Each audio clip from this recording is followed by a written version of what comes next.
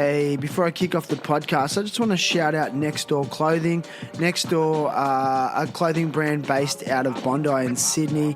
They're making really nice jeans and shirts and hats. So go and check out their full range at nextdoorsydney.com. They're also artists, so you can go and check out a range of art. They put on rad parties, and I love what they're doing. So nextdoorsydney.com for the full range. I'm having a good time. You are? Yeah. I can tell. We are rolling too. Terrible happy talks. Terrible happy talks. Terrible happy talks. Terrible happy talks. We're rolling. Today's guest is Kai Mata. Hello. Kai is an Indonesian singer and songwriter. Kai's family fled Indonesia in 1998 to avoid ongoing political and civil unrest. Kai is a passionate advocate for human rights, equity and equality. She uses her music to tell stories, foster empathy, raise awareness and nurture kindness. She regards her personal achievements as releasing an album, touring the USA and being the only openly out member of the LGBTQ plus community. Musician in Indonesia, so I sort of jumbled that up a bit, but she's an openly out musician in Indonesia, in that community. In the short time I have known Kai, it became very obvious to me that this is someone who has tapped into a deep sense of purpose. Kai is kind with her words, playful with her delivery, yet powerful with her message. Today she joins me on the awesome Bali Rooftop to discuss her experiences, challenges, and hopes for the future. Kai Mata, welcome. Thank you so very much for having me, Shannon. I'm really excited to be on your podcast. Oh, thanks for giving up your time, because it is a time commitment. I mean, it's not too bad. Like, look at where we are. Oh I mean, you can't tell where we are to the listeners, but we are in the middle of a rice field with a beautiful breeze and a sunset right behind us. I know, like, I don't know about you, but I still just pinch myself at the sunsets in Bali.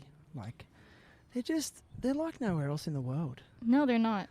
Yeah. Do you get sick of them? No, I don't. I really have been enjoying sunrises lately, waking up for them. Oh, yeah? Yes, Nice. which is a different aspect that I've not really been familiar with. That's interesting to me, because I'm from Australia and the sun rises over the sea. Mm-hmm. And so, because I'm like, I'm a really dedicated surfer, I feel very connected to the environment that way. And I would get up at 4:30 a.m. to be the first at the beach to surf and paddle out in the dark and wait to see the sunrise. But what I've found since I've moved to Bali is that I'm not as compelled to get up in the morning, because I'm more compelled to see the sun set over the ocean. So I need to see that sun on the ocean. It's been a really interesting sort of change in me. So, yeah. Interesting. Nice. So tell us about your day today. Like, what have you been up to? I've just been prepping for this, and after this, I was last minute invited to perform on the Bali Rooftop, for a live session, which I'm very excited for. So am I. Like, I'm so pumped that you and Athron are going to do a little song together. Exactly. Like, oh, man. That'll be a first on the podcast. So thank you so much. Thank you. I'm stoked. Me too.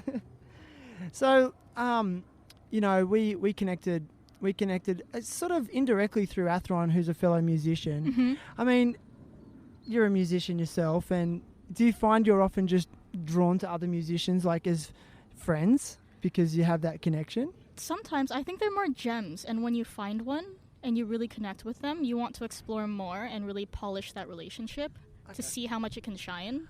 Because with musicians, or anyone actually, it's not just about friendship, it's also collaboration.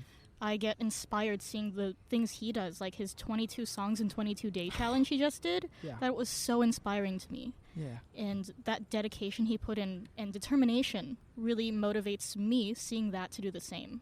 So that's what I really enjoy about friendships with other musicians. It's seeing how they grow, the tips and tricks they have, what they've learned, their experiences, and how that could shape me moving on in my future. Yeah. Do you just feel like, you're really on a musical journey, and that you're just constantly looking for ways to improve, refine, find inspiration? Mm-hmm. That's a big part of it, and I am grateful that I have so many mentors from all over the world who have really taken me under their wing. It's so many people, I think, have just nursed me and still are nursing me to become better, to become more comfortable with it, and to, I guess, develop the potential of what my music can be and what I can do with that. Who have been some standout like mentors for you in your musical career? A big one is Rizal. Do you know Rizal? Is he Indonesian? Yes. Is he a surfer as well? He has dreadlocks, if that's what Okay. you're saying.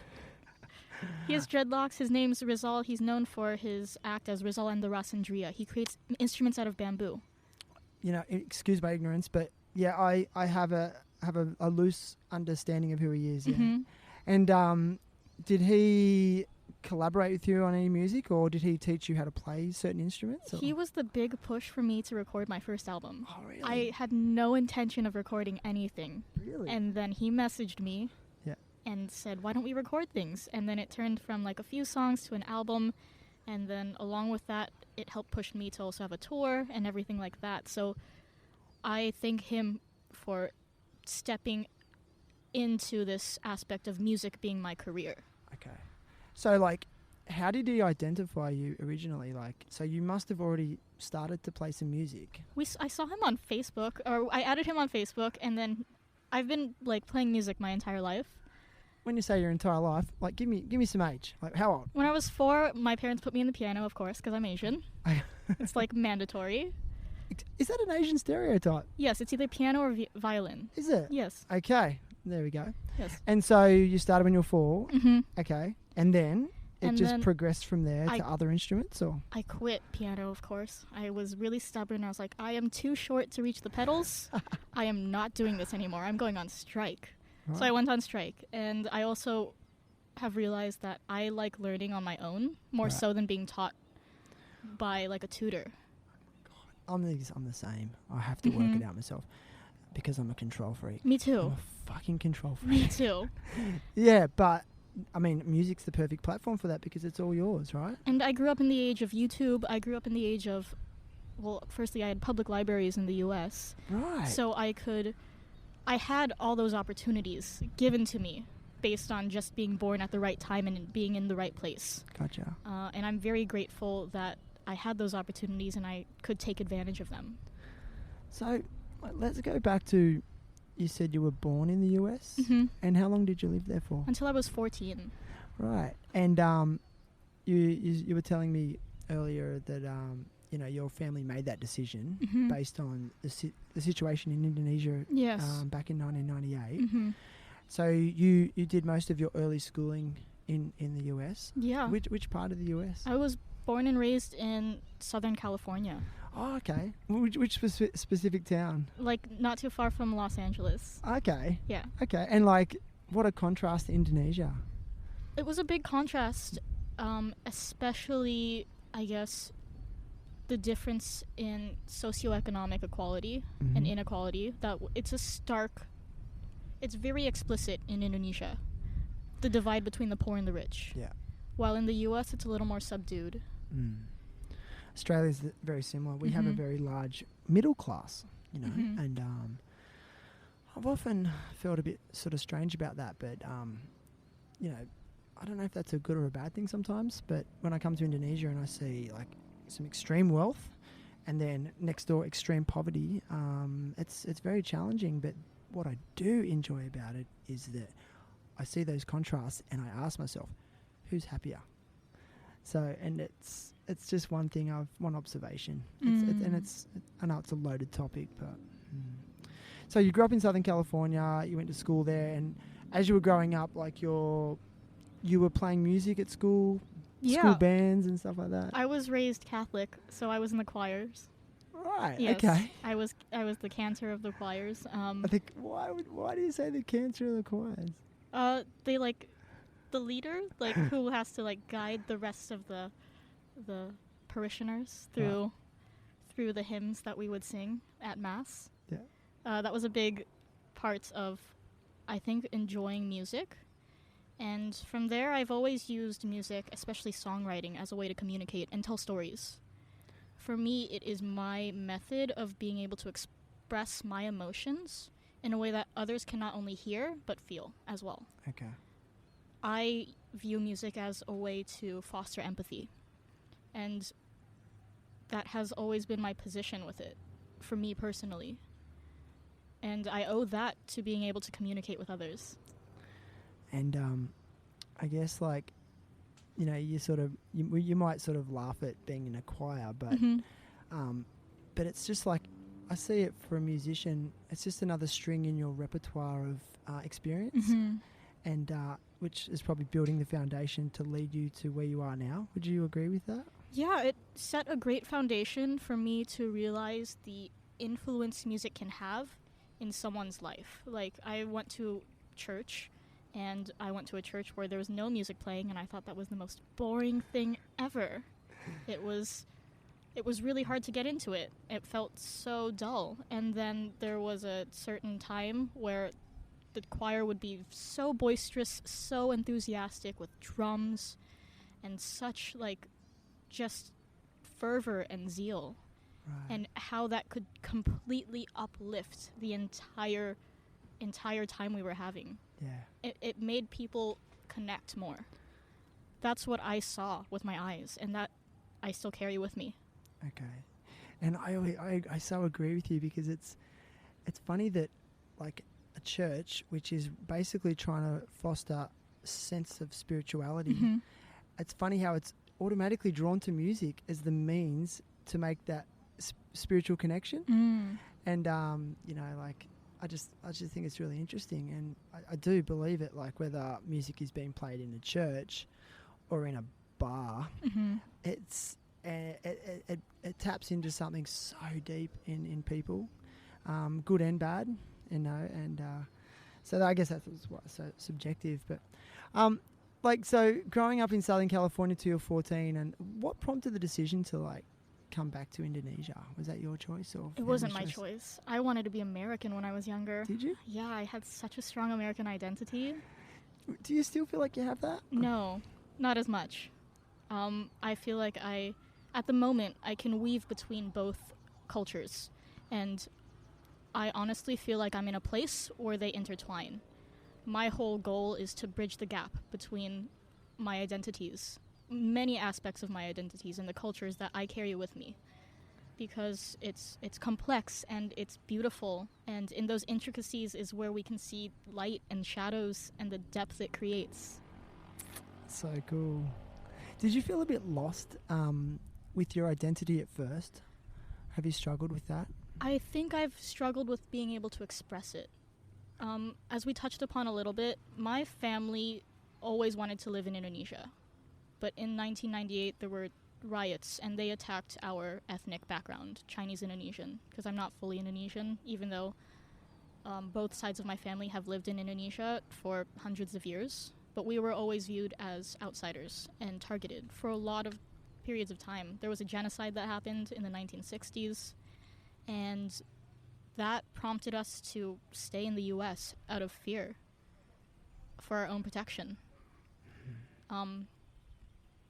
which was heavy, you know, and having that I really didn't understand when I was growing up. I guess I could feel a little bit of the tension, but I didn't know how to verbalize that, and my parents didn't really tell me about that, I think, to protect me. Having that part of my identity and also my American side of me mixed in with the fact that I knew I was, like, LGBT from an early age, made quite an amalgamation of feeling always like a minority of minorities. I'm just nodding my head vigorously, because, like, I really identify with it. Because similar situation to me. I grew up in a very Anglo-Saxon area of Australia. My father was born in Malta, which is in the Mediterranean, but he moved to Australia when he was, a baby. And then my mother, their ancestors were, white Australian. But I got a lot of my dad's genes, so I got the sort of darker skin, dark hair. And I spent a lot of my early years of life being called what they call a wog, which is like a derogatory term for someone with an ethnic background. Like, I was an ethnic, and I really struggled with it, because I was like, well, I'm born here and my family's from here, we're all from here, but why are you identifying me based on my olive skin and my dark hair? And I felt really at times lost in the culture. I was like, well, where do I fit in? Like, where do I need to go to Malta? And ironically, I went to Malta when I was like in my early 20s for like a holiday. And how was that? Well, I got there and realised how Australian I was. Like, I didn't identify with any of the Maltese either. And I did. I had these moments of feeling lost in between cultures. Exactly. I feel the same way. I am Indonesian, but here I am in Indonesia, and almost every Indonesian looks at me as a foreigner. Like, can you maybe describe to us, like, explicitly, like, what that's like? Like, what's that like? What are some things that you've actually maybe had? Like, how are you approached then? Like, is it the way they speak to you? Or is it? They always speak to me in English, and then I'll speak to them in Indonesian, right? And then they'll be like, "Oh, your Indonesian's so good. How did you learn?" And I'm like, "I'm Indonesian." And they're like, "No," and they don't believe me. I have to show them my ID, my national ID, and then they'll believe me. And they're like, "Oh, you're from Jakarta."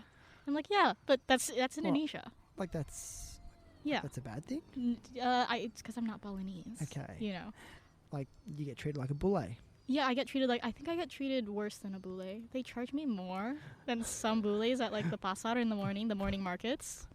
Bule prices? Worse. Like, bule prices times, like, 10, I think. Oh, really? Yeah. Yeah, but, I mean, I struggle with that on a daily basis. And my Bahasa Indonesian is improving, but, yeah. It's interesting. Yeah. Yeah, like, okay, so then you moved back to Indonesia, and do you have any brothers and sisters? I have one brother. He's older. Okay. And he's still in the U.S. Are you guys close? Not really. We are close when we are together, but we don't message each other. I think we're in two different worlds that we live in. In what way? He's very American, and I'm very not American in my identity. Okay. He has practically lived in the U.S. all his life. Okay. And I haven't. And I have made the choice as an adult to not live in the U.S., which was a big decision to make. And I'm very thankful for that. I have chosen to live in Indonesia. I have chosen to become, and keep my Indonesian citizenship and really take hold of that. I have pride in being Indonesian, even though there are many cases where Indonesia wants me out of here for firstly being Chinese, secondly for being LGBTQ. Yet I still stay. Like, you sort of say that with a fair bit of authority that Indonesia wants you out of here. Like, can you maybe describe to me, like, how you know that for sure? Oh, yeah. So my most recent single was called So Hard, and it was released in June for Pride Month. I loved it, by the way. Thank you. It's all about basically asking to be respected for a relationship between two women and pointing out the ignorant comments we are asked that are so ridiculous that I don't think people mean harm by, but they don't realize the power of their words and how it could be harmful to hear and how it could feel devaluing and diminishing. So I released that, and it was paired with a music video featuring an international community of the LGBTQ that I've met here in Bali, and I've received so much support from the international community. And on the opposite side, I've also received a lot of hate from Indonesians, basically telling me I'm diseased, that I am part of a group of people that are lower than animals, that I should be eradicated. It's pretty heavy to hear that. Through various means of communication. Social media is the most obvious Social media, they found out my phone number. Okay. They found out my full, legal name on my passport. Things like that. Are we talking about, more extremist type of groups or religious groups? I mean, Indonesia's very religious. It is. It is, It's very religious, and it's growing more conservative somehow. And in that, we see a shift of culture. Indonesia used to be a lot more accepting. I wouldn't say that they wanted anything legalized about same-sex marriage or anything, but they were more accepting and more tolerant. And now we've kind of swung the other way of more, I guess, hate of anything different. It's interesting. Like I thought. Do you feel like it's actually progressing though? By being brave enough to raise awareness through your music, and with the growing community, do you feel that there is an awareness and understanding growing? Do you feel hope in that respect?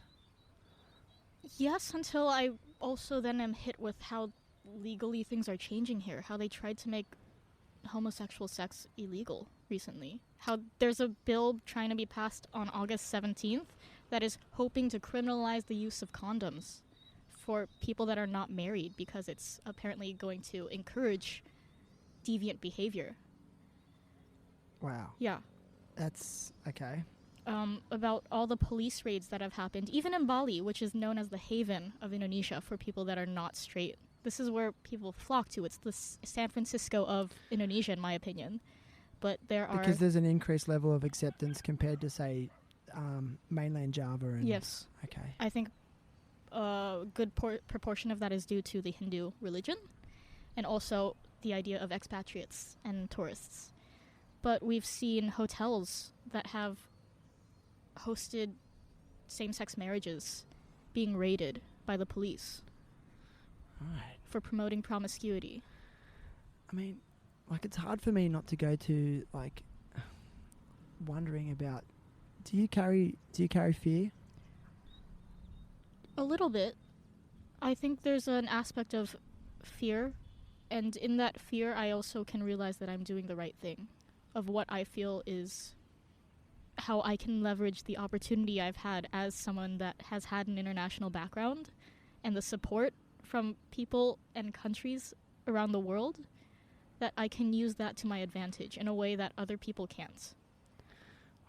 And I think you're a great ambassador because you articulate your ideas so concisely, and like, that's such a strength. So there's a compliment for you from my part. Thank you, Shannon. That's very sweet. I love the way you articulate your ideas, and that song's so hard. I watched the video clip and listened to it, and I'll be honest with you, I was laughing through it because I was like, some of the things you were talking about, like, it kind of felt like it had a really serious message, but you were kind of just like taking the piss out of, like, the sheer ignorance. Like, so you said one of the things you alluded to was that you have heterosexual males approach lesbian couples expecting a threesome. Yeah. And I laughed because I'm like, does that actually happen? All the time. And you said, and there was another like, I think there was another line you said, like one of the questions you get, how does it work when there's two lesbians together? And one of the people in your film clip was like putting their hands together like they were bumping vaginas or something. Yeah. I was just like, that's ludicrous if that actually happens, and call me naive or ignorant. But does a lesbian couple actually have those interactions with heterosexuals? That happens all the time. Really? Yes. In what context? Are we talking a nightclub or a bar? No, they'll just meet me. They will find out that I'm in a relationship with a woman just in conversation, and then they'll start asking questions.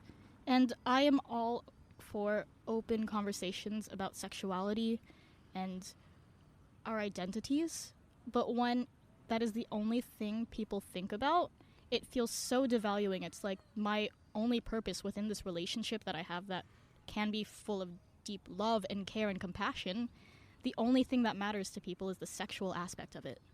Right. And that's when we see that there's still inequality, even in the U.S.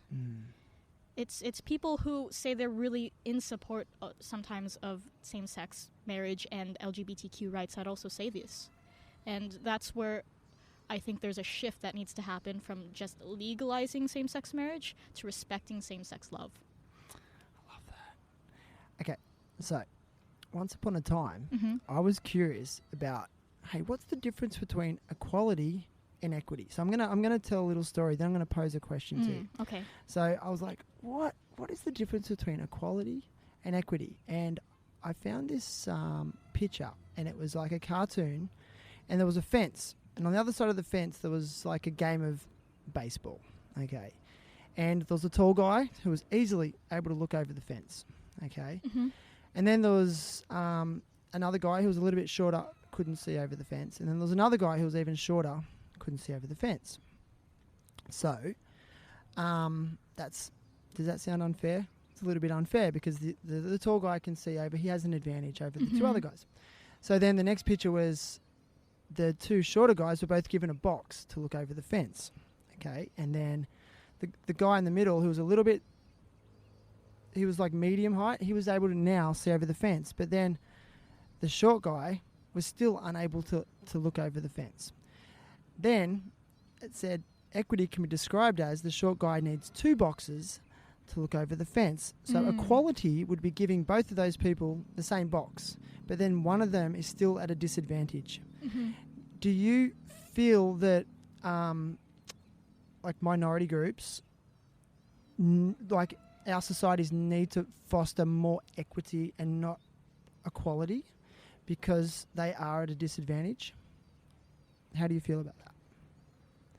Have I confused you? No, you haven't. That's a very good question. It's very deep. It's also very complex. It's complex. It is. It also feeds into the idea of affirmative action is where my mind first went to in terms of education in the U.S.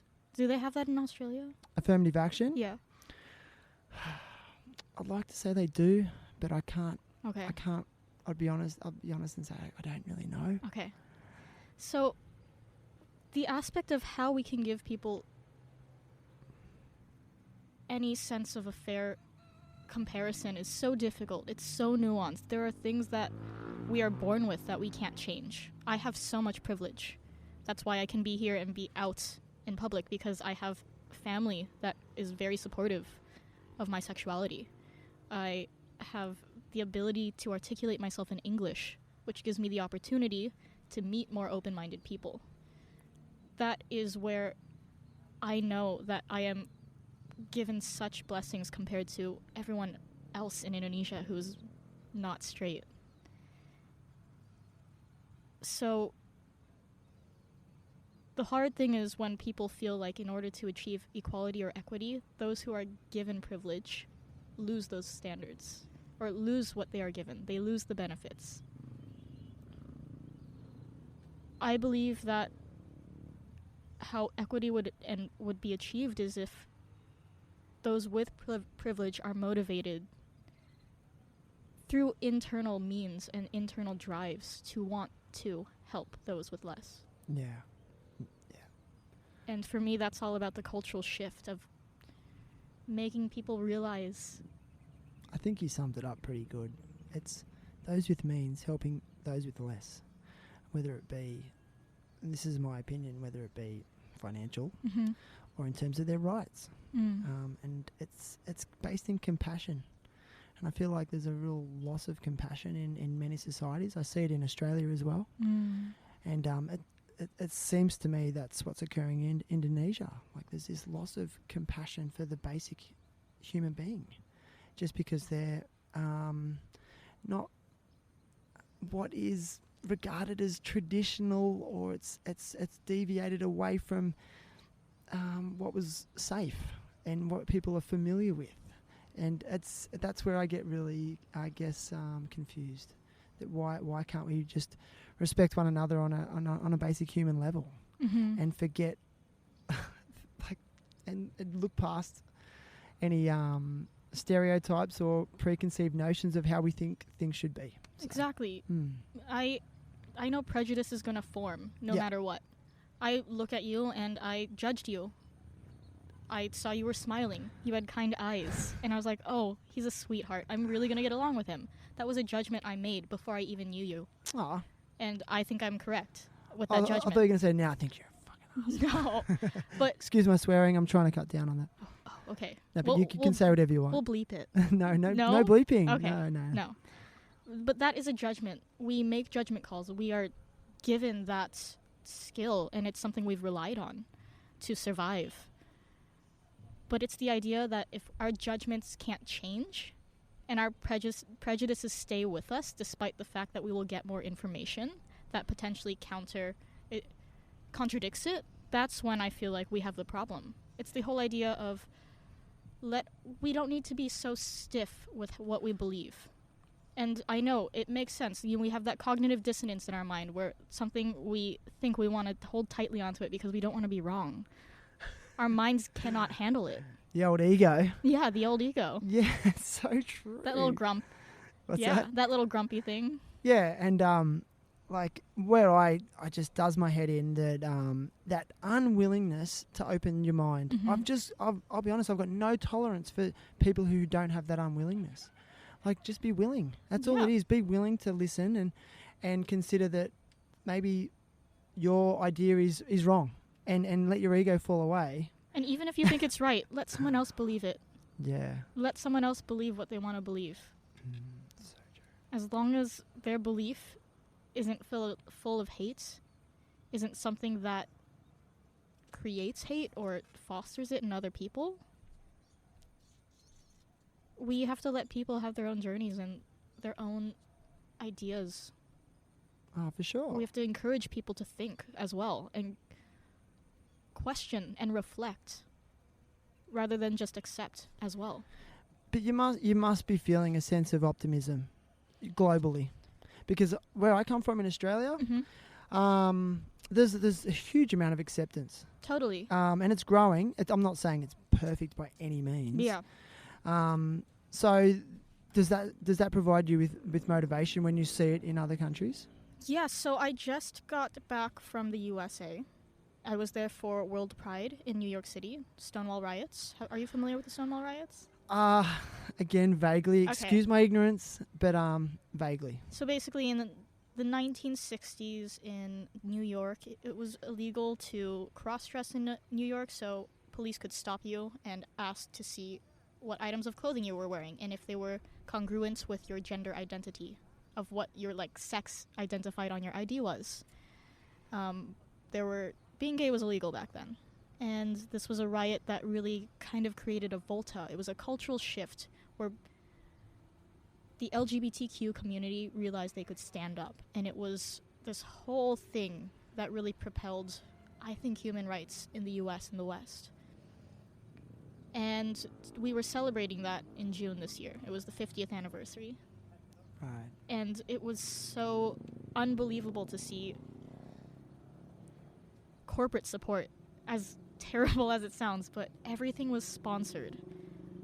Banks wanted their logos in rainbow colors. I mean, I was on a float in the march, and I was marching with Deutsche Bank. Wow.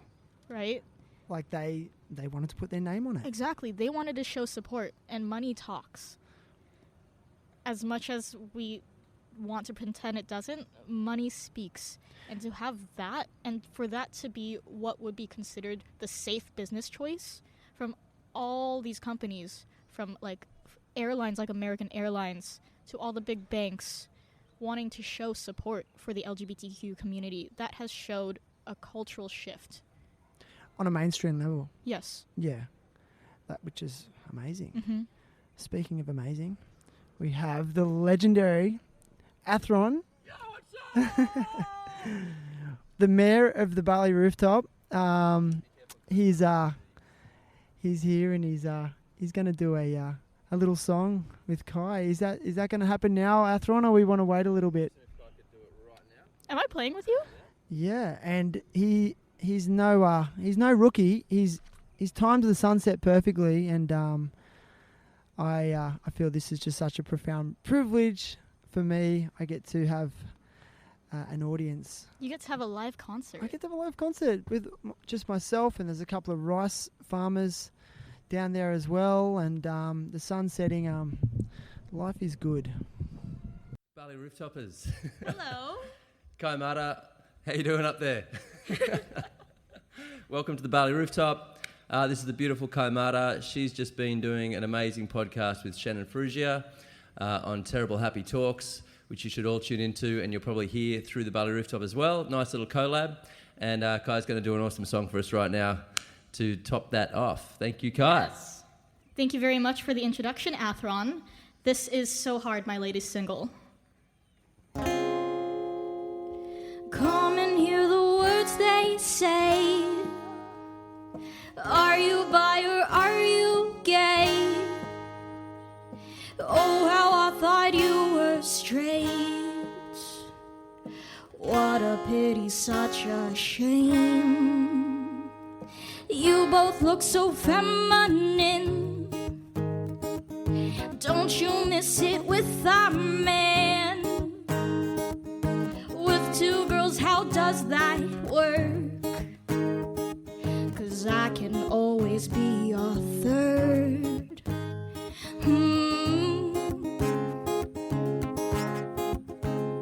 Well, I'll answer all your questions, though I know it won't fit in your fantasy. Despite the ego telling you our bedroom does not want your company. So go and lust and fantasize, but nothing more. Despite your tries, I don't need a dictator to tell me what I need. What I need. No, this isn't just a phase. It doesn't even work that way. You think you can turn me straight? Well, maybe I can turn you gay. Oh, did I just cross a line? 'Cause you've been overstepping mine. It seems your masculinity suffers insecurity. So go and lust and fantasize, but nothing more. Despite your tries, I don't need a dictator to tell me what I need. What I need. Oh, is it so hard seeing two girls in love? So hard, as if it's not enough. So hard, it's only okay 'cause it makes you hard. Is it so hard seeing two girls in love? So hard, as if it's not enough. So hard, it's only okay 'cause it makes you hard. So go and lust and fantasize, but nothing more. Despite your tries, I don't need a dictator. I don't need a dictator to tell me what I need.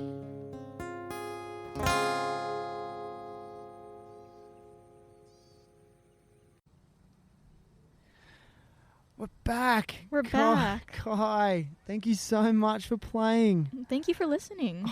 It was like, it's really hard to describe to people listening this magical feeling that just sort of happened because of the setting and you singing, and all we can really hear in the background is, I think I could hear some Hindu prayers and the sound of the wind in the rice paddies. And the sun setting, and I can see why so many artists are drawn to the Bali Rooftop, you know. So thank you. Thank you. It's a great location.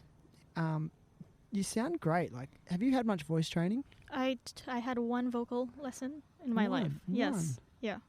Right. So most of your development in singing has just come from practice and hard work?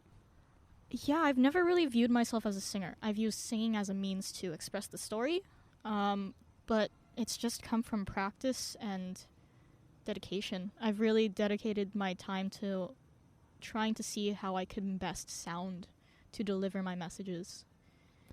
And it's been a lot of exploration, and once again, my mentors have helped me develop. Like Ollie Chang, he's a very successful producer and musician. He was so specific when I've worked with him on a song that hasn't come out yet. Oh, awesome. Oh, yes. About how he wants things to sound, the timbre of my voice, how to use that. But not trying to change your voice. No. Just trying to utilize it the best you can. Exactly. Of like how I can sound the best to create the fullest landscape and perspective of what I'm trying to accomplish. I gotcha. It's like how to use your paints correctly. or like how to use it in the way that'll best convey an emotion for a painter. Yeah, right. Like, do you feel that the genre that you probably fit into would be like folk music or acoustic, or do you ever play with a band? I do play with a band. I have I have a bassist that usually plays with me at gigs, and I would say that for my music, the main focus is on the lyrics. Okay. It's all about the storytelling, which really falls under folk when most people try to put a genre on it. Even if I do go more a little electronic, it's still about the story I'm trying to tell. And do you have a bit of a direction for how you'd like to see your sound evolve? Do you? I mean, I know Athron, for example, is talking about how he's been really getting into using a looper, and he's really enjoying that. Like, do you have any ideas for progression in terms of your sound?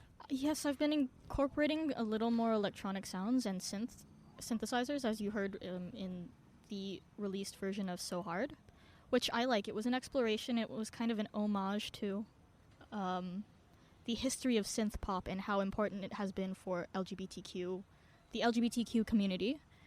But also, really, it's how I can best tell a story. That's all I want to develop. It's the writing. Do you feel all of your... Like, what is the prime motivation for your storytelling? Is it primarily geared towards raising awareness around minority groups, or do you want to tell stories about other things? Like, yeah, I'm just curious. It starts with me, I think, and how I've used it as a personal tool to firstly figure out how I'm feeling, when sometimes it's really easy to escape and pretend like everything's okay. For me, songwriting has been a way to discover the parts of me that I've kept hidden from myself and the world. And it's that aspect of putting pen to paper and writing it down which makes it real, makes it tangible. It's visible. It becomes something that I can't ignore anymore. And in that's beautiful. It's a vulnerability that songwriting has allowed me to explore. Does it feel like therapy in some ways? Yeah, it feels like I'm learning about who I am.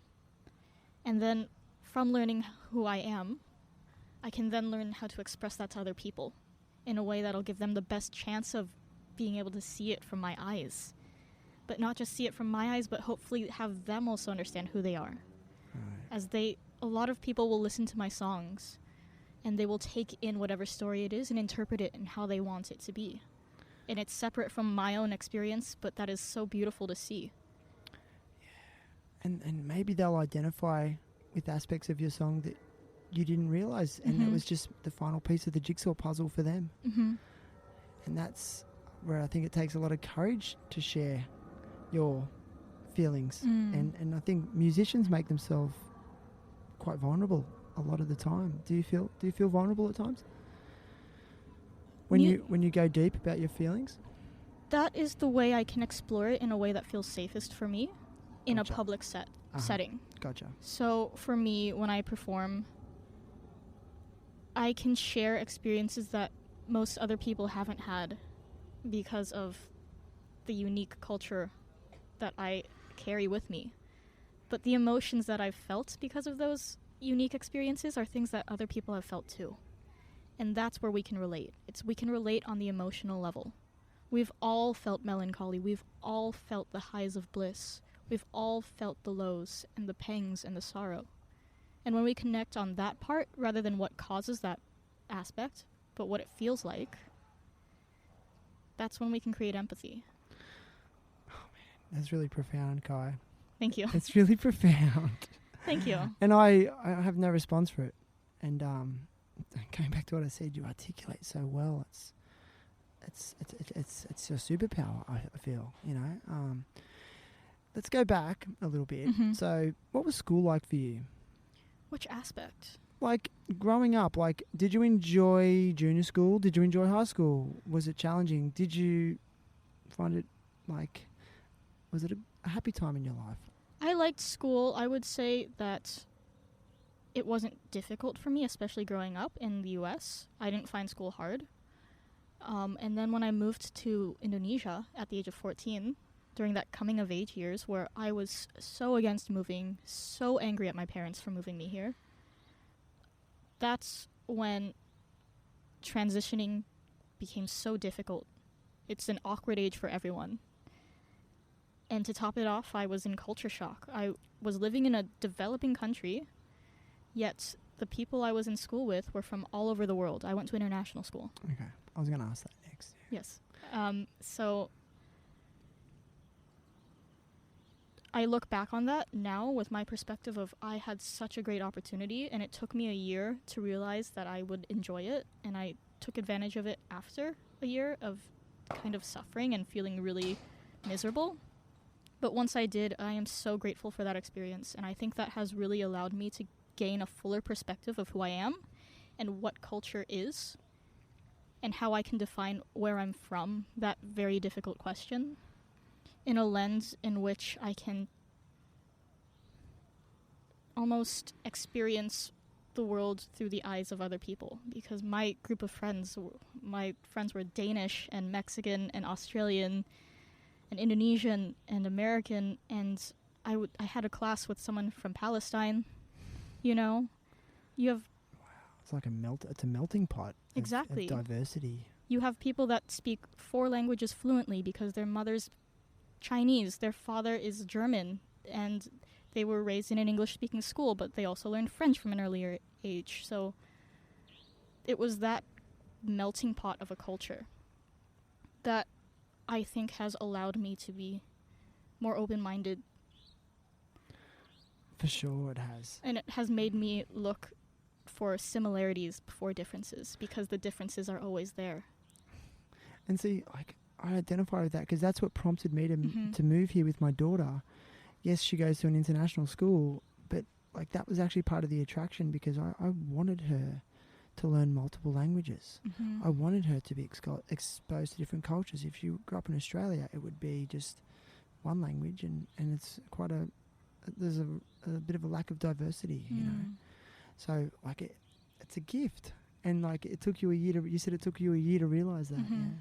So then did you you graduated high school? Yes. And did you go to university? I went to university for a whopping 10 weeks.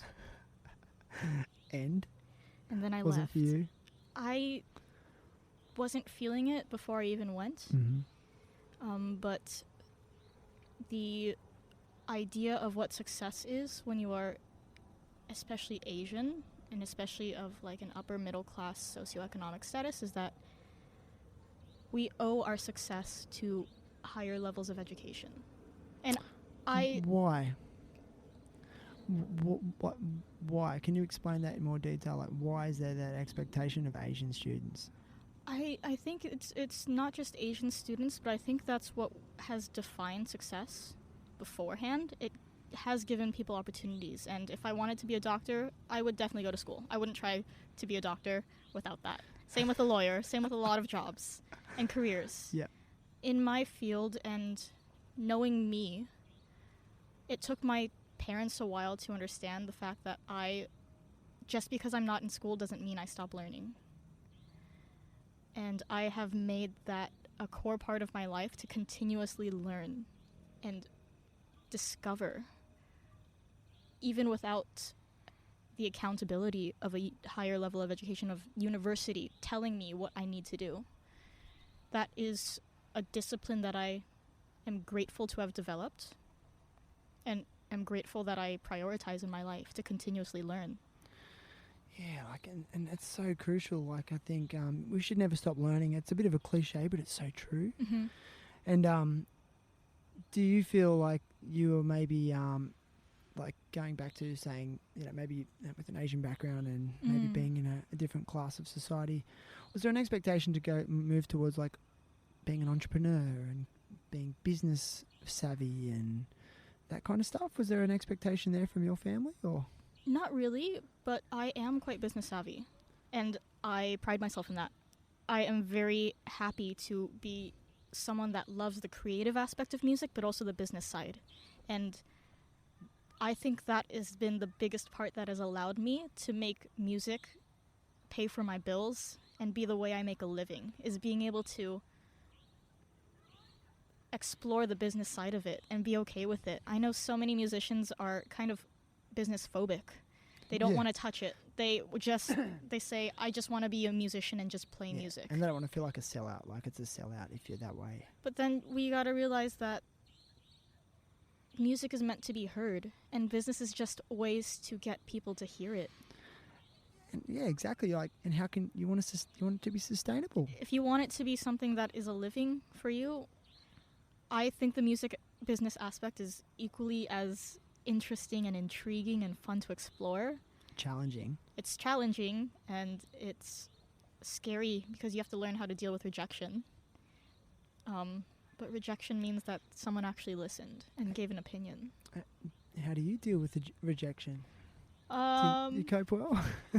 It depends. You know, I will sulk for maybe a little bit, but then I'll just get back on there. Sometimes I have a little temper tantrum. But ultimately, just like dealing with the criticism of my recent song and the hate that I've received and the derogatory slurs, I am just happy someone listened. What's helped get you through those sort of darker times? Do you have any strategies? Do you have a good support network, good friends? It's knowing that there's a community out there that is accepting and that is supportive and reaching out when I need it.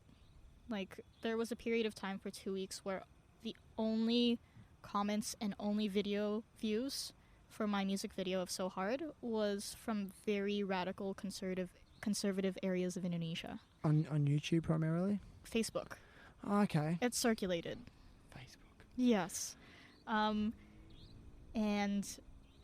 Facebook did a great job of removing probably half the comments that they deemed bad enough to be censored. Yeah. But I asked my community, I was like, excuse me, can you please just respond with love? Not for me, actually for me, but also for the Indonesians scared to come out. Yeah. When all they see is hate, they're going to be scared still. But if they know that there are people that love them and accept them, it might make them feel a lot better. Yeah. It is a very, like, for me to hear you say those things, it's such a unique position and one I've never experienced myself, so I can't really identify with it. But would you say that from the amount of hate you received, did you receive an equal amount of love? Equal or more. Okay. That's interesting. So, especially because the comments full of hate, they were just so short, and it was like the difference between a bullet being shot towards, like, which is quick, is instantaneous, compared to an entire plan of support, which was the opposite side. The messages I received of love were paragraphs long, compared to people just saying, that's disgusting, or like, you should try dick. Yeah. Really? Yeah, I got that low brow, like that just thoughtless commenting. I don't want to sound naive, but again, in Australia there's much more acceptance than here. Like it's actually really blown me away. But like these questions and comments that are quite devaluing on a respect level, those aren't coming from Indonesians. The Indonesians comment on a level where they think that I'm diseased. It's the West that sometimes comments on the fact that I am something to objectify and fetishize. Okay. Right, that's So that's another level of what we can do to move forward and respect. But through those comments, I mean, are you learning? Are they like to look for the positive in it, which would be hard? Like, what are you learning from that negativity? Is it motivating you more, or are you learning how vast the ignorance is and how big the problem is, or are you choosing to, I don't know, tell me, like, are you learning anything from it? I live in a bubble of privilege because of the opportunities I have, because I have an American accent when I speak, Okay. because I can relate to people that are from England, from Canada, from the US, from places that are a lot more accepting, I have realized how much of a fortune that is. How lucky I am. Because I read those comments of hate and it affects me a little bit. It makes me sad, but I can still move on with my day. I can be out and okay. And there are people who can't. There are people who, if their parents find out, they are not just kicked out of their family. They are rejected from society. They can be fired from work. They can even be killed. They get arrested and told that they're promoting prostitution. And it's not something that is fair, and it is not something that should be the case. And because of the position I have,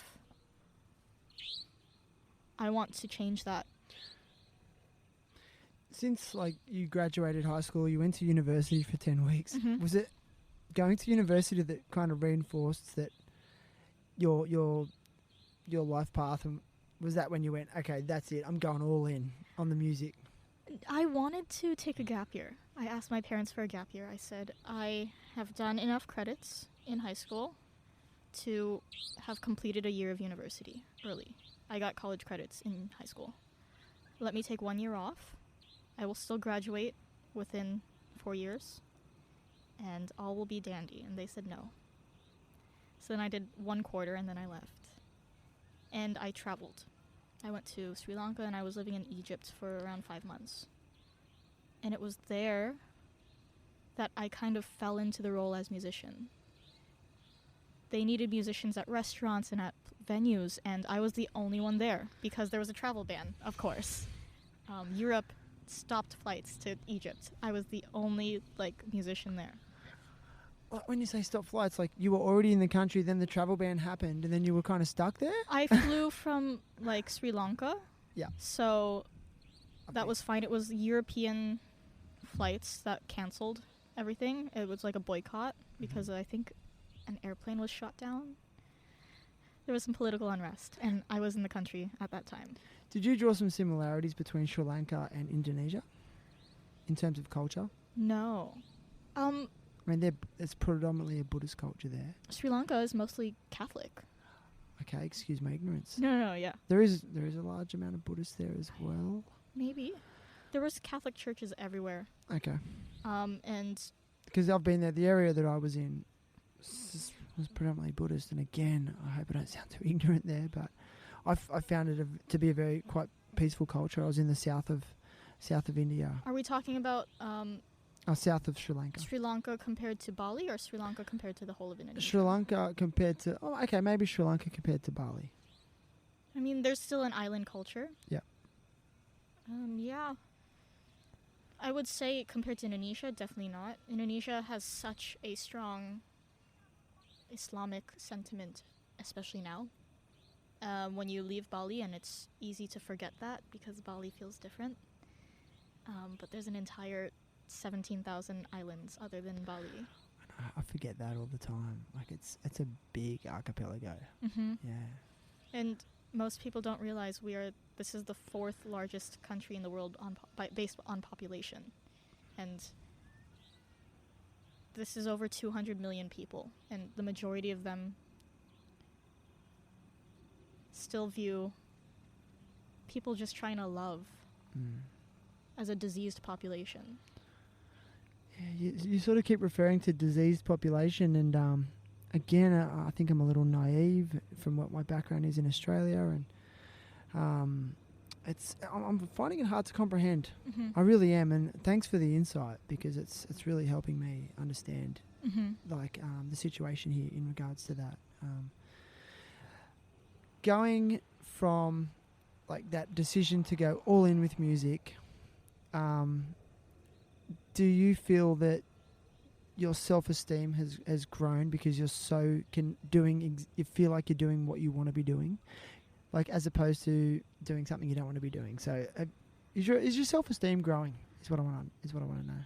I think because I am living in accordance to how I want to and what feels fulfilling, I can say that my failures and my successes are all caused by me. They, of course, are helped by other people, you know, but it stems from me. And when I feel like something is my decision rather than something that happens to me, I can take ownership. I can hold myself accountable and feel responsible rather than blame it on external circumstances. Yeah. As hard as it could be, and as easy as it can be to say that bad things have happened to me, bad things have happened to my family, or I am put in a position of lesser equality than other people, I can also view the other side and make the decision, the choice to actively pursue what I want to do with my circumstances. Gotcha. And for me, my whole goal is to have everything I do be something of meaning. Every decision I make has a long-term effect on my life and people around me. And I want to make sure that I'm making decisions I'll be proud of when I am 80 and looking back at it. I'm laughing because, like, that's become my new mantra in life. That I still want to be, because I've really made a decision to try and be the best version of myself and lead a really healthy life. And I've been saying to people lately, I still want to be doing the things I love when I'm 80. And it's just funny that you picked that number 80, because I've been saying that a lot. And it's true, like, and I'm just sort of finding, even just since starting the podcast, because, like, I feel like I'm really connected to something that I feel really passionate about. I'm just getting blown away by some of the direct messages I'm getting from people and thanking me, or identifying with aspects of conversations I've had that I didn't even really pay attention to. And it's just inspiring me more and more, and reaffirming that when you follow your heart, here's the cliche, when you follow your heart, you just kind of know when you know. Like, it just feels, there's this feeling of, I don't know, satisfaction and enlightenment that for me personally, I haven't really felt before. And I'm old. I'm getting older. You know what I mean? So, like, to hear you and hear you sing and hear you speak with such passion, I kind of feel like you're very much already connected to that at a younger age than me. That you've found that. I could be 42 as well. You never know. Well, that would be amazing. Yeah. I'm going bald. Are you going bald? A little bit. Oh, really? Yeah. Okay, well, maybe you are 42. I Yeah. don't know. Yeah. And so, okay, so then you're in Bali and you're playing music and you're here with me now, and I'm so grateful. So I'm going to ask you, where to next? Are you going to just keep pushing your music? Are you looking for levels of fame? Are you seeking fame? Are you seeking financial success? What is your goal? Do you have is it to continue to spread that powerful message, or is it more for personal reasons? Where to next? What's next for you? Well, for me, personal reasons are so entangled with the message that I want to spread. I am selfish. I want to be able to marry someone of the same sex if I wanted to, wherever I am. I want to not feel fear. I want to feel accepted. And I'm pretty sure other people do too. For me, I want the biggest audience that could listen to these messages, and I would want to use an audience of whatever size I have to spread a message that will positively affect more than people just like me. I want it to create awareness. I want people to reflect on who they are. I want people to see who they want to be and to take the risks and be okay if they fail, because it's not failure if you continue on. It's only failure if the story stops there. So for me, they're all the same. That financial success, that idea of fame, it's all leading to the point of being heard, being understood, being seen, and all the while seeing others, understanding others, and hearing them too. And giving back. and advocating and initiating, and it's all part of the journey. And as you started saying that, I just thought, well, yeah, I guess that'll never stop. Mm-hmm. There's no destination because it's continuous self-growth for me. I want to see where my potential ends, and I hope it doesn't. And in that,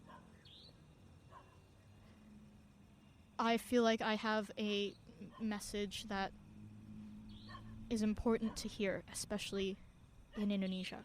Gotcha. And people are scared to step up. I am too. I still am. But I am going to do it. And they're going to try to stop me. But I'm going to try to keep going.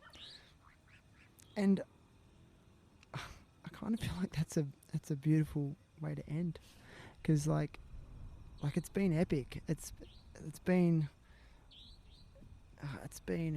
like an hour and 15 minutes, and then the songs that you so beautifully sang. And is there anything else you wanna finish on? Like, is there anything else you wanna say, or do you feel like you've said it? Just thank you. Thank you to you, Shannon, and thank you for listening. Thank you, Kai. I again, I'll say it again. I'm gushing over this fact that we had a live song on the podcast. It's a first, and I really hope people take the time to go and listen to your music on YouTube, as I did, and be inspired. And for me, like your latest single was like it's beautifully written, but I find it a little bit amusing as well. Thank you. Just some of the irony in it, and so it just made me feel comfortable, and it's actually made me feel comfortable in this conversation as well, because I feel like I can, openly talk about some stuff. When a serious when a serious subject is handled with a lighthearted manner, people don't feel lectured, because these are mistakes everyone makes. We're all ignorant. I say ignorant things, and when I realize that I am saying an ignorant thing, I hope that I can change that with the knowledge. And I hope that whoever I was ignorant towards can forgive me. So I don't want to demand people to have respect for me. I want to invite them, to encourage them themselves. Like attraction rather than promotion. Exactly. I don't want to force them to feel like they need to do this. I want them to want to do this. And once that happens, culture changes. It's not the laws that change culture. It's the culture that changes the laws, in my opinion. Oh, for sure. That's so good. Like, do you get many gigs around Bali? Like, yeah, I mean, you might like. Is that a silly question? Or like a moderate amount. Yeah, not like as regularly as Athron and other musicians. But I get a decent amount. I like playing live, and I like playing my own music. And when I have venues that really support that, that's when it really works for me. Gotcha. Because for me, it's a journey into storytelling. Yeah. I noticed you played the Bali Spirit Festival. Mm-hmm. How was that experience? That was crazy. Was it? I feel like every gay person in Bali was at that show. Because every show, I usually ask, I was like, if you are in the LGBTQ community, like, raise your hand and shout. And usually it's like one person, timidly. Or like not even anyone. I'm like, oh, okay. But this was like an entire gaggle of gay women. Right. And it was fun. There was laughter. And I loved being able to perform. And one of my favorite things about performing is making eye contact with everyone in the audience. And it's almost a one-on-one conversation. It's not a performance where I am just delivering something and they are experiencing it. It is mutually beneficial. It's communicating. It's a connection. Is that something back. you deliberately do in your gigs? Is you try to make eye contact with as many people as possible? Mm-hmm. Wow. I want to make it feel as personal as it can, because each person matters. Each person in the audience is giving their time to me, and I'm going to give my time to them too. I want to not tell them things. I want to also hear them, and you can hear a lot through their eyes. even as a teacher who often has to stand up in front of groups of people, when you're in that position and from looking from that perspective, it's very easy to see who's listening and who's connecting. And it's, you don't act when you're in the audience or in a class in this case, you don't understand that until you're actually in that position up on the stage or up in the front of a group of people. And it's so cool that you've recognized that early and that you really want to make an individual personal connection. Exactly. It's not a performance to me. I think that was an inaccurate word I used to describe it. It's a conversation. Here's a question for you. Would you describe yourself as an activist? No. Okay. No. I feel like the word activist for me makes it seem like that's the only reason I'm doing something, but I'm also doing this for myself. First and foremost, this is for me. Yeah. And I think that is something that allows me to be so motivated because I have a personal stake in this. Yeah, I guess activist kind of like raises like more militant views, doesn't it? I don't want to tell people what to do. I want them to want to do it. Would you feel more, what about the word advocate? It's, for me, I'm really putting her in the spot here. For me, people can define me however they want and what they think. Yeah. I don't know if I would use those words to describe me. I would say that just like I don't really have a specific letter in the LGBTQ plus community that I would define myself as. But if anyone calls me anything within that, I'm okay with it. Because I relate to all of them, and I also don't relate to them entirely. For me, I just want to have conversations with people. I want to create connection. I want to foster empathy.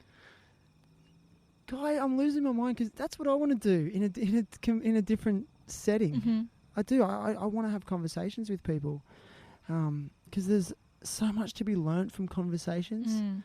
I think they're so much more authentic than being lectured or even they're authentic. They're often more authentic, and it's this bouncing of ideas back and forth, and you don't know where the conversation's going to go.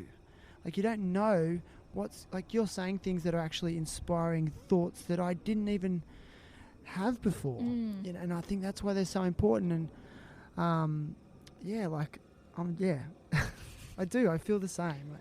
And it's when you play a gig and you play your songs, do you find afterwards that you have a lot of people just wanting to grab you and talk to you more about some of the themes that you're raising? So you're having a lot of deep conversations? Yeah. Usually I spend more time after a gig than I do on stage. Okay. Which I like. Yeah. It's beautiful to meet people, and they gave me their time, and I'm going to give them some of mine too and listen, because I have a lot to gain. As you mentioned, when you talk to someone, you learn. And it motivates me. It's an external source of validation to a certain extent. When people can say, hey, we're a straight couple, but our daughter's trans, and we're dealing with that, and she didn't want to be here, but we wanted to because you're so inspiring with the way you write. And that is touching on a soul level of how could that not feel amazing to hear? Oh, man. Have you had people approach you and ask for assistance about coming out or discuss their fear of coming out? Or yeah, some Indonesians have privately messaged me about that, saying they're in like the closet and they have to be. And how do you respond? You just share views, or I just listen. They need someone to listen. And I have nothing to tell them of like what to do, because that's only something they know for themselves. But to feel heard is to feel like you matter and that you are not just taking up space, but that you have value. And I hope everyone feels valued. Yeah. And when you when you released your album, like, what's the name of the album? Time to Shine. And when did you release it? June 8th, 2018. And then you toured the US? Yes. Which part of the US? I was in California, Colorado, and Idaho. Oh, so you went cross country? That's all kind of on the west side. Okay. Yes. Yeah. And who were you traveling with? At the time, I was with my accompanist, Joel Menke, who was also my Japanese drum teacher when I was 8 years old. We reconnected in Bali somehow. He ended up on my album without me knowing. I met him. We started talking. Realized we are from the same area, and then figured out that he was my drum teacher for 6 weeks. Right. Very synchronistic. I was traveling with him and also my partner at the time. And you described to me that this was was this one of your greatest times in your life? Was it a really special time? It was special for many reasons. It was the first time I was back in the US and out. It was the first time in the US as a musician that was performing and playing and being able to sustain myself on that. And it was also when I realized, despite no one having a CD player, everyone wanted a physical memento of my show. And everyone bought CDs. And I'm like, what are you going to do with that? And they're like, I don't know, but I'll take 3. And I was like, okay, great. So it was so affirming to go and to see how much the US has changed and to see it in a new perspective of the community that can be created through music. And it was beautiful to play at festivals. I was blown away by how much drug use became accepted as someone who doesn't do drugs. But also, I think the most touching thing was going to Idaho, which is a very conservative state. Yep. And playing a very intimate gig at the LGBTQ center there, called the Learning Center, or the Community Center, of less than 50 people. Really personal, and somehow only 50 people were there, and I sold 70 CDs. So from what I understand, Idaho is quite rural and maybe a little bit isolated geographically. It's a big state known for potatoes Yeah, and farming. yeah. And, maybe that's where you really needed to be. There must be some real feelings of isolation there for some people.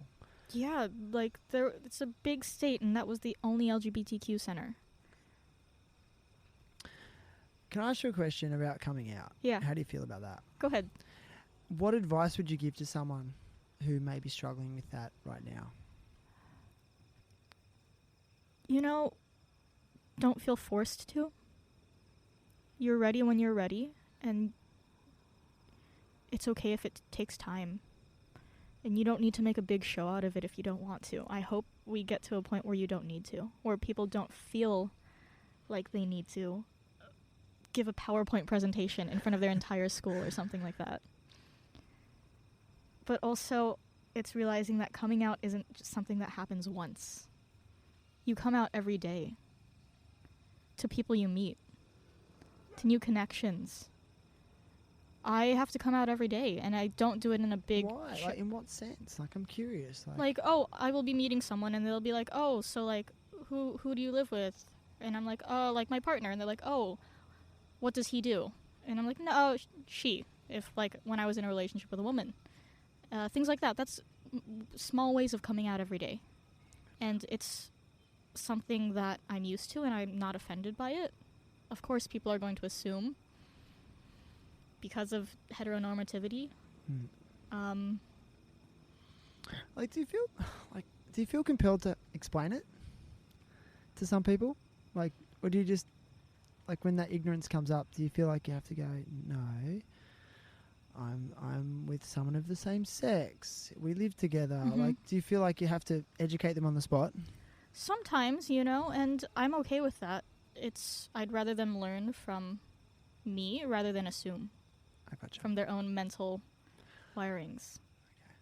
And coming out every day, it's something that happens, and I'm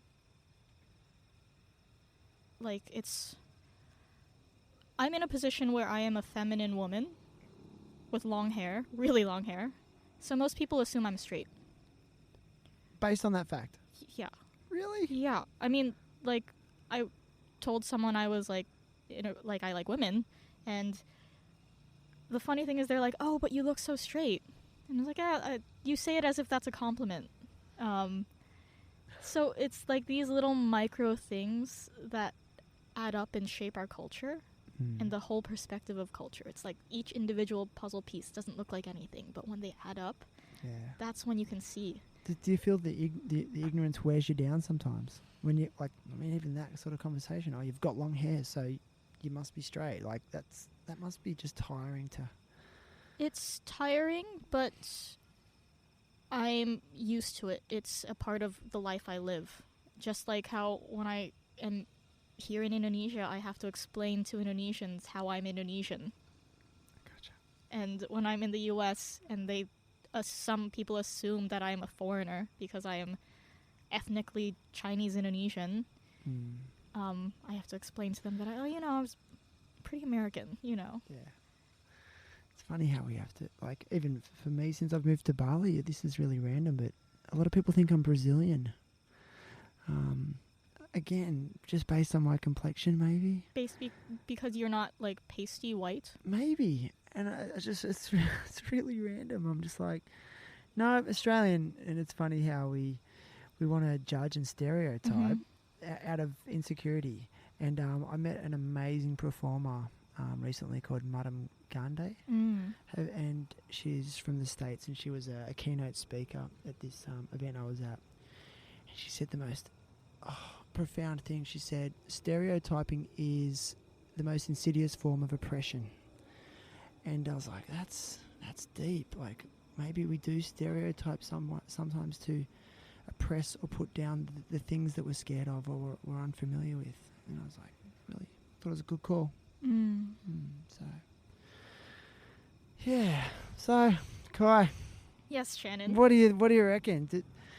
You had enough of me yet, or you want to? We can talk for hours. You have the daughter that needs to be tucked in, and I do. I love her so much. And I'm also getting older, and my back is killing me sitting on this cushion on this concrete floor. Shall we call it a night? Look, I can talk all day. Like, I love it. Again, I never ceases to amaze me what we can learn from other people. And I'm really, like, and maybe you can help me, because, like, I'm really endeavouring to be as diverse as in my life and with the people I speak to. And that's why I just really want to thank you for talking to me, because I think, I've been falling into the pattern of keeping it safe. And I'm just being completely transparent. And speaking to those that are about topics that I'm really comfortable with, like surfers and heterosexual musicians. Yeah. Heterosexual white musicians. Heterosexual white musicians. And teachers. I've spoke to a lot of teachers as well. Okay. And where I work, I have some, like, I'm really actually interested by and inspired by some of these teachers as well. And but it's very safe for me, you know. And I feel that I like to be out of my comfort zone and that's where the magic happens. And I really want to encourage as many people to do the same, to be out of their comfort zone and not be scared. And I'm going to be completely honest with you. There was levels of intimidation for me to talk to you today, because really, and the reason was because I was scared of maybe putting my foot in it, or saying something stupid, or saying something ignorant, you know. And that's just a genuine fear, Kai, because of lack of awareness and education. And you realizing that is the most important thing, because we are all ignorant. I have no idea where Malta is, you know. You need. Yeah. I nodded my head and tried to visualize it, and I was like, I think people have said it's beautiful wherever it is. You need a magnifying glass to see it on a map. It's a pin, right? Yeah. Okay. But it's your intention. You have no malice in your intentions. I can tell. But do you think, like, it's not always the case, though?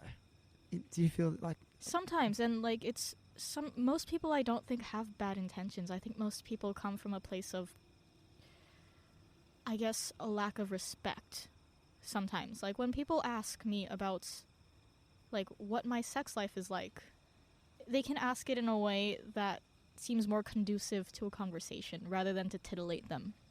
And that's the difference, and that's how I know how to approach it, is picking up on those deeper, I guess, reasons why they're talking about it. Yeah. Here's a random question. What are some of your other personal hobbies outside of music? I read a lot. Really? Yeah. What kind of books do you like to read? A lot of nonfiction. I've probably read 2 fiction books this year, and Really? probably around 70 nonfiction books. When you say nonfiction, what are we talking? Like autobiographies? Some autobiographies, a lot of books right now on investing and behavioral economics. Also, things like psychology really intrigue me, Okay. and sociology. And also things to further my marketing skills as a musician and my business skills. That's such a realistic approach. Mm-hmm. There's so many unemployed, super talented musicians chasing the dream, but probably just living on people's lounges and couches. Mm-hmm. I just love that realistic approach. And I love that you've realised that if you want to sustain this lifestyle, you've got to be almost like pragmatic about it. Pragmatic and proactive. Proactive. I don't want my success to be because things came to me. Gotcha. I want it because... Did things come to you? Yeah, definitely. In what way? Like, being financially raised in a space where I could have piano lessons if I wanted to, and have a guitar bought for me at the age of 11. But you acknowledge that privilege. And you have to. So many people don't. Trust me, I teach a lot of them. Yeah, and Not a lot of them. There's a lot of. I don't want to sound negative there, Mhm. but there are elements. Yeah. I hope that they do realize that privilege, and it's okay. I didn't ask for these opportunities. They were given to me. I did nothing to deserve them. I was born into it. Just like I was also born into some disadvantages. And when I can accept that, and when I started to, is when I felt like I could take ownership of it and do something about it. Yeah. I don't want to waste these opportunities I was given. Right. I want to use them to benefit myself, and in benefiting myself, it benefits others because it's mutually beneficial. Yeah, right. It is. Like going back to the privilege thing, I think that's really based in gratuity, like, and being not gratuity, but just being grateful. Mm-hmm. And I know for me personally, when I'm not running well, if I'm having a bad day or I'm feeling mentally unwell, like I'm depressed or anxious about something, Mm-hmm. it's amazing the power of being grateful, like, and just stepping back and go, I have a roof over my head, I have food in my stomach, my family's healthy, like, and just looking, and when you do that, you can really find more, like, a lot of things to be grateful for. No matter how bad your circumstances are. I mean, that works for me. But like, you were sort of saying how maybe you had some privileges, but you had some disadvantages Mm-hmm. as well.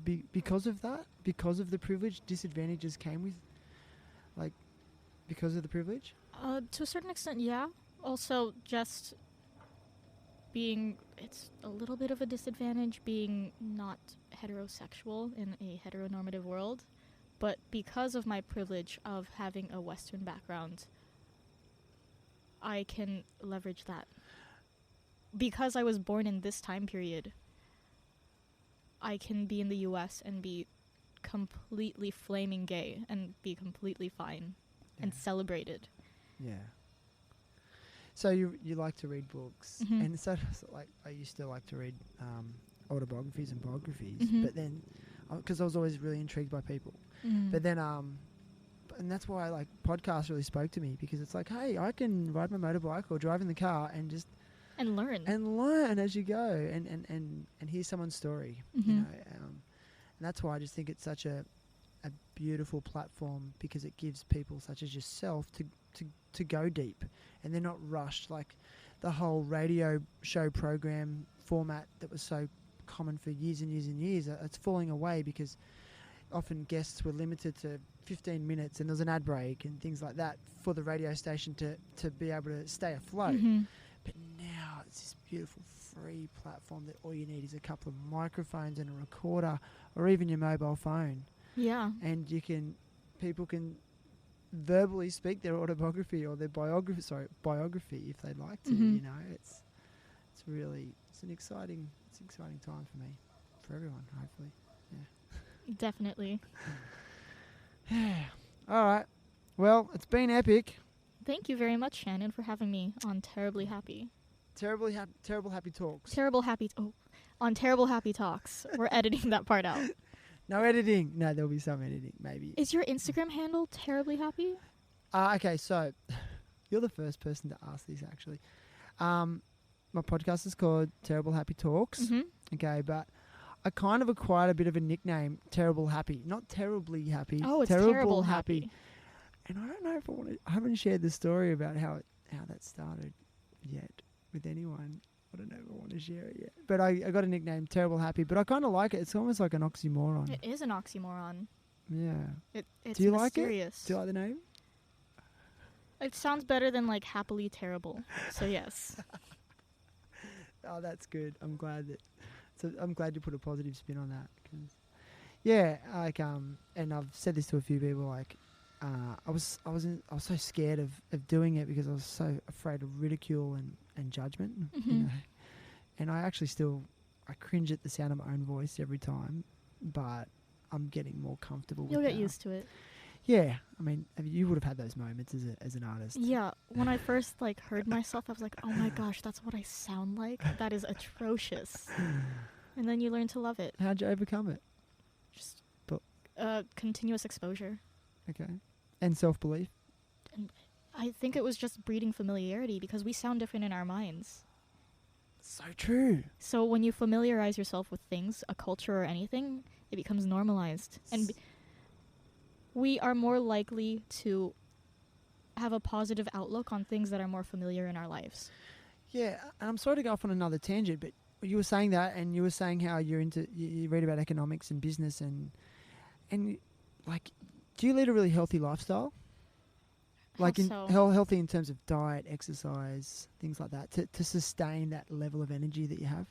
I don't really I'm not very strict in monitoring myself in anything. I try to make everything a self-care practice, and I have been very, very particular, especially at this moment, of maintaining relationships with people that feed me and that I can feed as well. And that's where you find health? Yeah. Obviously mental and emotional health? If we become the people we are closest to, and who the 5 people we are closest to is who we will become. Right?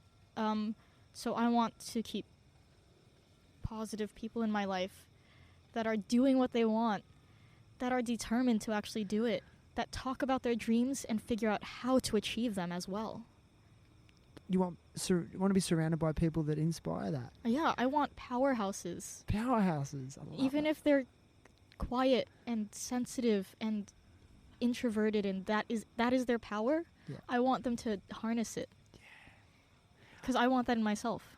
That's so cool. A wise friend once said to me, in terms of that and friendships and the people I associate with, he said, move towards the energy. That's. I said, how do I know if someone's the right person to associate with? Move towards the energy, and if it's a positive energy, move towards it. I don't know how accurate it is, and I've used it when it comes to making decisions about whether it's friends, relationships, financial situations. So, yeah, move towards the energy, and if there's a positive energy and I feel that off someone, I want to move towards them. And that's why even with Athron, him and I are just reconnecting, but then straight away, the next day, he's like, dude, let's go get a coffee. And it's like, yeah. And we just had this, we have really good conversations. And, and then next thing I know, I'm like, can I record a podcast on your roof? Yeah, for sure. Let's do a song as well. I'm like, yeah. So, moving towards the energy. But so that's where do you do things to, do you, if you don't mind me asking, do you avoid substance use, like alcohol and things like that? I've never really been big into drinking alcohol. I've probably been drunk 2 or 3 times in my life. I do enjoy a beer every now and then, or a glass of wine, or a cocktail, but I probably have alcohol maybe once or twice a month. For me, I don't like the feeling of being altered in my mind. I love the way my mind works, and I like the way I think, and I want to stay on top of that and hear my thoughts. Wow. And be in touch with them. Wow, like you're the first person I've heard say that in a long time. Really? Like, that they like the way their mind thinks. I often hear people go, "Oh, I've got this mind chatter. I can't stop my mind from thinking negative thoughts or wallowing in, anxiety and depression or fear or, Well, remorse." my mind has No way. my mind has had that too. Yeah. And I think it's beautiful. It's those shadows that are casted by light. It's you can't have one without the other. And it's in those aspects of anxiety and despair and pain where we can see whether or not we are going to rise and do something about them. And there are people that stay in their misery, which makes me so sad. And there are others who choose to step out of that in whatever way they can, even if it's for a brief moment in the day. It's their choice to.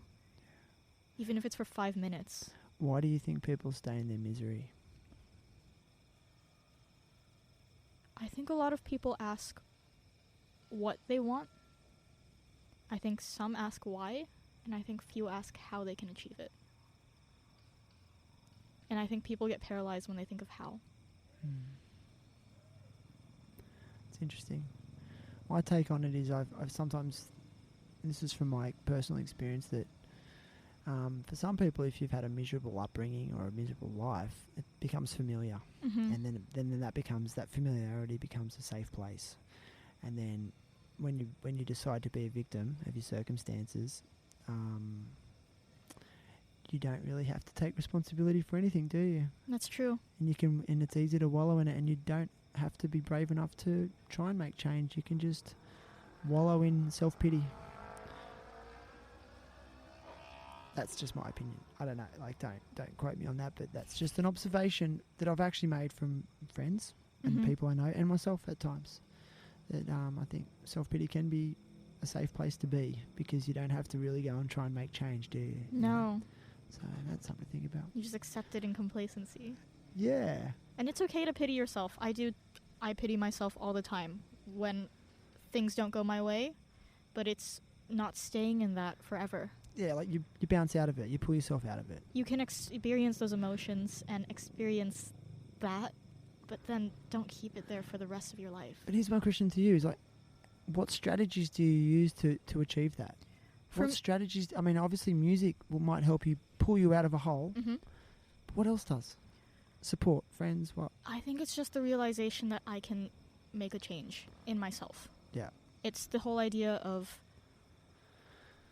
am I accountable to be the hand that can save me? Okay. Or am I going to rely on someone else to do that?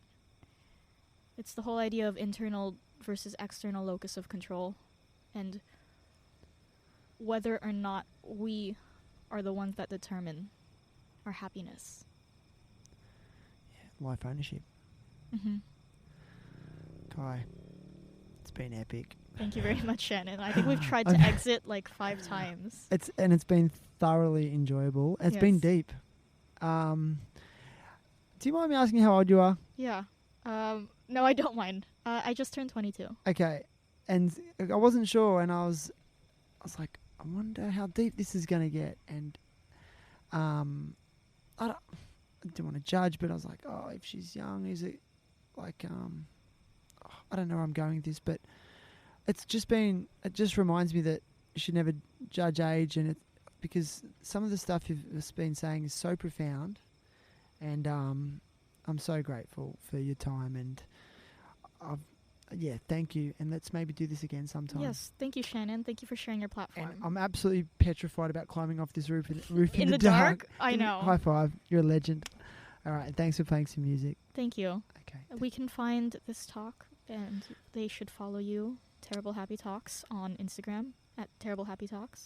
Yeah, that is. It's at Terrible Happy Talks on Instagram, and we're on Spotify and iTunes. And Shannon posts daily. Shannon is my real name. Yeah. Oh, are we not revealing that? No, okay. Someone said to me, "Is that your alias? Like, should I just call you Terrible Happy? Like, even when you're not doing the podcast?" I'm like, "No, it is Shannon." But, Yeah. But and then what about you? Like, is there anything else you want to plug? Let's plug. Kaimata Music. Just if you are an ally of the LGBTQ community, watch my video. If you are in the community, watch my video. Share it. Spread the love. Make people feel like they are welcomed and accepted, because we need more of that in the world. Absolutely. Good night, Kaimata. Good night.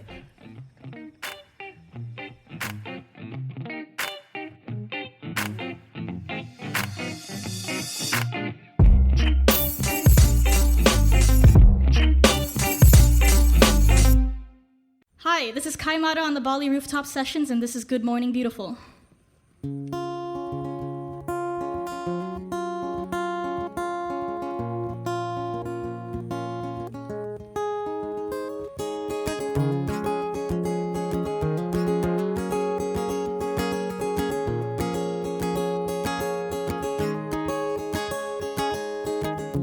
Cuddled up together, melted in a poppy bottle.